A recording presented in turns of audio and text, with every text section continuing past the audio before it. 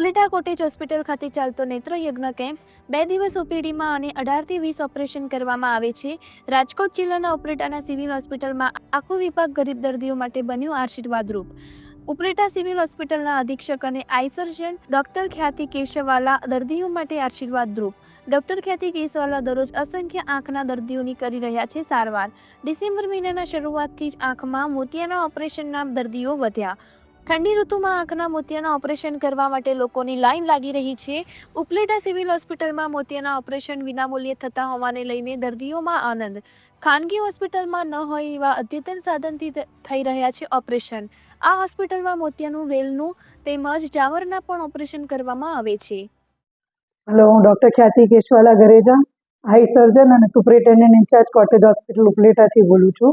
અત્યારે અમારો નેત્રયજ્ઞ કેમ્પ ચાલુ છે અહીંયા, જેમાં અમે ઓપરેશન્સ વધારે કરીએ છીએ કેમ કે શિયાળો આવ્યો છે એટલે અમે વધારે કરતા હોઈએ છીએ। એવરી યર દર વર્ષે કરીએ છીએ।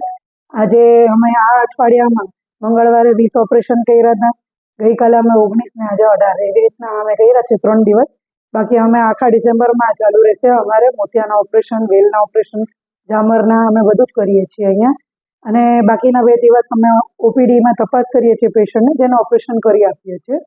અને 27 તારીખના અમારે રેગ્યુલર કેમ્પ પણ અહીંયા ચાલુ થવાનો છે, જેમાં પ્લાસ્ટિક સર્જરી, જનરલ સર્જરી આ બધા કેમ્પ થશે। આયુર્વેદ એમાં ડૉક્ટર્સ આપણે યુકે, લંડન એટલે અમેરિકા બધેથી, બોમ્બેથી ત્યાંથી ડૉક્ટર્સ આવશે અને બધા જોશે। આપણા પેશન્ટ અત્યારે જેટલા ઓપરેશન કર્યા છે એ બધા સંતોષ લઈને જાય છે, જેમ કે એ લોકોને બધાને સરસ નજર આવી છે। અમારી ટીમ છે અને હું ખૂબ આભાર માનું છું તમારો બધાનો કે આટલો સપોર્ટ અમને કરો છો।